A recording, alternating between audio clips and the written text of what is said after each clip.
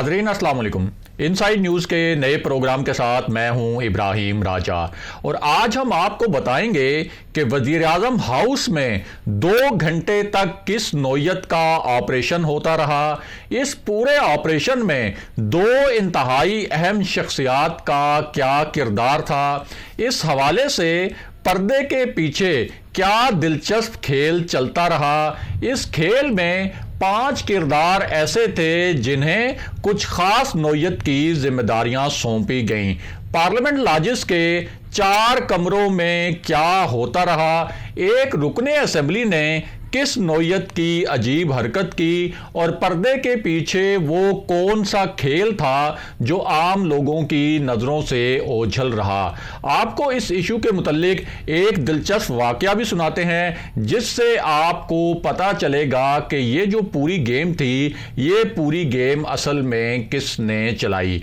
हमारे जिन दोस्तों ने अब तक हमारे चैनल को सब्सक्राइब नहीं किया, उनसे हम कहेंगे कि हमारे चैनल को सब्सक्राइब कर लें ताकि उन्हें अहम मालूमात बर वक्त मिलती रहें। अब वापस आते हैं आज के मौजू पर, यानी वजीर आजम हाउस में 2 घंटे तक किस नौयत का ऑपरेशन होता रहा और पार्लियामेंट के 4 लॉजेस में होने वाले पुरअसरार वाकयात की कहानी क्या है। आपको इस इशू के मुतल्लिक एक दिलचस्प किस्सा सुनाते हैं जिसमें 2 बहुत हैरान कुन मामलात सामने आए। तो सबसे पहले आपको बताएं कि पार्लियामेंट लॉजेस में क्या हुआ। ये जो पार्लियामेंट लॉजेस हैं इस्लामाबाद में, इसमें दरअसल अरकान असेंबली ठहरते हैं और ख़ास तौर पर जब कोई बहुत सियासी सूरत हाल नाजुक हो, जिस तरह की नाजुक सियासी सूरत हाल का सामना इस वक्त तहरीक इंसाफ को था और वज़ीर आज़म इमरान खान को था और उन्होंने एतमाद का वोट लेना था, तो इस हवाले से पार्लियामेंट लॉजेस की अहमियत बहुत ज़्यादा बढ़ जाती है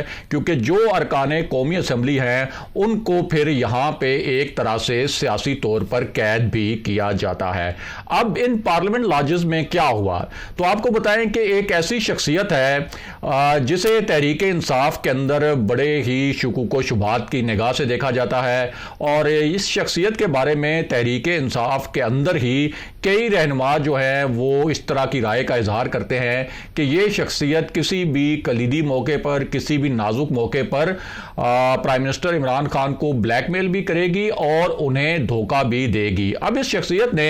क्या किया, ये वो शख्सियत है जिसने हाल ही में अपने भाई के साथ मिलकर पीटीआई को एक बहुत बड़ा धचका भी दिया था। बाद में इस शख्सियत ने इनकार कर दिया कि ये जो पूरा नुकसान हुआ पीटीआई को और जो पीटीआई को धचका लगा उसमें इसका ज़ाती तौर पर कोई कसूर नहीं था, लेकिन उसकी जो जिम्मेदारी है इस शख्सियत ने अपने भाई पर डाल दी थी। यानी नौशहरा से जो सीट हारी थी पीटीआई, उसकी जिम्मेदारी परवेज़ खटक ने डाल दी थी अपने भाई लियाकत खटक के ऊपर। अब परवेज़ खटक ने और उनके साथ एक और हुकूमती शख्सियत है, उन्होंने पार्लियामेंट लॉजेस में क्या किया। तो आपको बताएं कि चूंकि इनके ऊपर पहले शुकूक व शुबहात थे तो इन्होंने थोड़ा सा फिर अपने आप को साबित करने के लिए कि मैं बहुत वफादार हूं और मैं बहुत एक्टिव हूं प्राइम मिनिस्टर इमरान खान को एतमाद का वोट दिलवाने के लिए, तो ये फिर रात गए जो पार्लियामेंट लॉजेस में अरकान असेंबली मौजूद थे, ये उनके दरवाजे खटखटाते रहे और उनके दरवाजे खटखटा कर उनसे पूछते रहे कि भाई आप अपने कमरों में मौजूद है ना, कहीं ऐसा तो नहीं है कि आप फिर से निकल गए हैं और जिस तरह से पहले 16 अरकान निकल गए थे, यानी जिन्होंने हफीज़ शेख को वोट नहीं दिया था और प्राइम मिनिस्टर इमरान खान ने कहा था कि ये 16 अरकान बिक गए। तो इस पूरी सूरत हाल में ख़ुद को बड़ा वफादार जाहिर करने के लिए परवेज़ खटक जो हैं पार्लियामेंट लॉजेस के जो कमरे हैं उनके दरवाजे खटखटाते रहे और इनके साथ एक और अहम शख्सियत भी थी और वो जो शख्सियत है वो भी पार्लियामेंट लॉजेस में दरवाज़ों की घंटियां बजाती रही और जो अरकान पार्लियामेंट बाहर निकलते रहे उनको कहते रहे कि आपने सुबह तक बाहर नहीं निकलना और आपके जो फ़ोन हैं वो भी हमें स्विच ऑफ मिलने चाहिए। हम मुसलसल चेक करते रहेंगे आपके मोबाइल फ़ोन पर कॉल करके कि कहीं आपका मोबाइल जो है वो ऑन नहीं है। और इसके साथ साथ उन्हें ख़ास ये भी हदायत की गई कि आपका जो व्हाट्सएप है वो उसका जो लास्ट सीन है वो भी हमें बहुत देर पहले का नज़र आना चाहिए और आपने अपने व्हाट्सएप को भी बंद रखना है और जो दीगर चैटिंग ऐप्स हैं उनको भी आपने मुकम्मल तौर पर बंद रखना है, वरना आपकी शामत आएगी। और उसके बाद आपको बताते हैं कि एक खत का किस्सा क्या है और उसके बाद फिर आपको आगाह करेंगे कि वज़ीर-ए-आज़म हाउस में किस नौयत का ऑपरेशन हुआ। तो आपको बताएं कि ये जो शख्सियत है परवेज़ खटक और चौधरी सरवर, ये उन 16 अरकान जो मुश्तबा अरकान हैं जिन्होंने पहले धोखा किया था पीटीआई के साथ और जिनको बागी अरकान कहा जाता है, जिनकी तरफ वज़ीर-ए-आज़म इमरान खान ने भी इशारा किया था, इन्होंने उन्हें जाकर कहा कि आपने हमें जो पहले धोखा दिया सो दिया, अब हम आपको एक सूरत में माफ़ कर सकते हैं कि आप वज़ीर-ए-आज़म के एतमाद वाला जो मामला है, जो एतमाद के वोट वाला मामला है, उसमें अपनी हाज़िरी यकीनी बनाएं और अब आपने जो पहला जुर्म किया है हमें पीटीआई को धोखा देकर, उसको इस तरह से अगर आप कंपनसेट कर दें, उसकी तलाफ़ी कर दें वज़ीर-ए-आज़म को एतमाद का वोट देकर, तो फिर मैं आपको यकीन दिलाता हूं कि हम आपसे वो बाज़ पुरस नहीं करेंगे कि आपने कैसे पैसे पकड़कर तहरीक इंसाफ के खिलाफ वोट दिया और तहरीक इंसाफ के जो उम्मीदवार हैं उनको हराया। ये यकीन दहानी परवेज़ खटक और चौधरी सरवर की जानिब से करवाई गई। अब आते हैं एक खत के मामले पर। तो आपको बताएं कि रात को पार्लियामेंट लॉजेस में जहां ये अरकान असेंबली जो हैं वो सियासी तौर पर एक तरह से कैद थे, और ये सिर्फ तहरीक इंसाफ का मामला नहीं है बल्कि किसी भी सियासी हुकूमत को जब इस किस्म का चैलेंज दरपेश हो तो इसी तरह फिर सियासी जो क़यादत होती है वो अपने अरकान असेंबली की मॉनिटरिंग करती है ताकि उनके राब्ते जो हैं वो दीगर कुव्वतों से मुनक़ता किए जाएं और ऐन मौके पर उनको कोई सरप्राइज़ ना मिले। तो इसी तरह ये जो दो शख्सियात हैं, इन्होंने तमाम अरकान असेंबली के रात को दरवाजे खटखटा के उनको एक खत भी पहुंचाया, और ये जो खत था ये प्राइम मिनिस्टर इमरान खान की तरफ से था, और इस खत में लिखा हुआ था कि अगर एतमाद का vote prime minister Imran Khan को ना दिया गया, यानी किसी भी मेंबर ने इस मामले पर पार्टी पॉलिसी से हटकर कोई फैसला किया, तो फिर आर्टिकल 63 के तहत उसकी नाअहली के लिए कार्रवाई शुरू करवाई जाएगी। और ये जो खत है ये तमाम अरकान असेंबली जो पीटीआई के वहां मौजूद थे उनको भी पहुंचाया गया,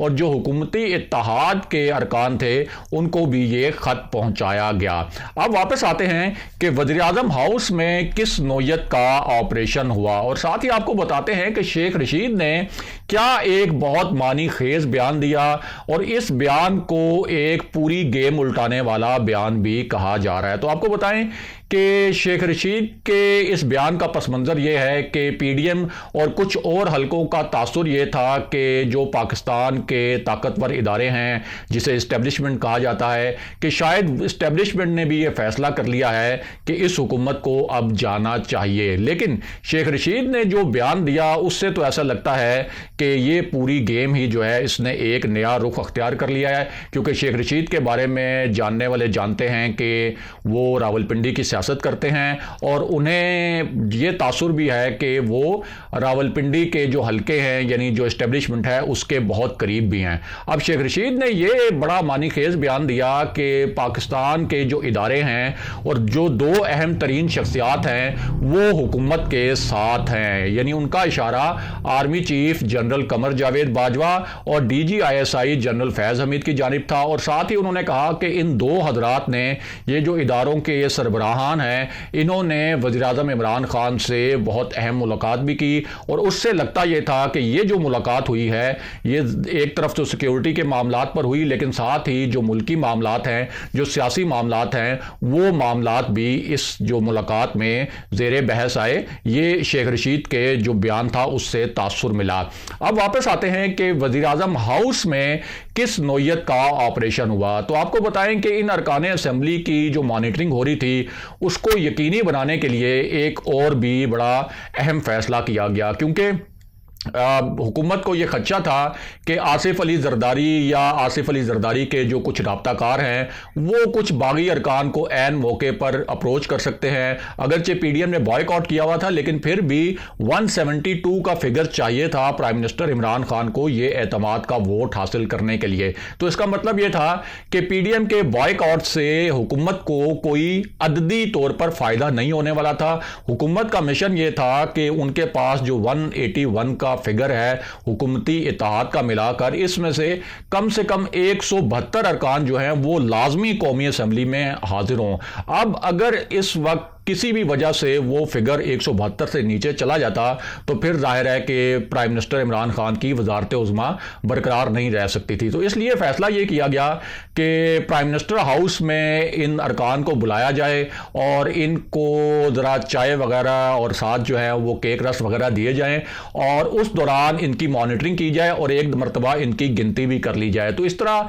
इनको बुलाया गया, वहाँ पर जो अरकान असेंबली थे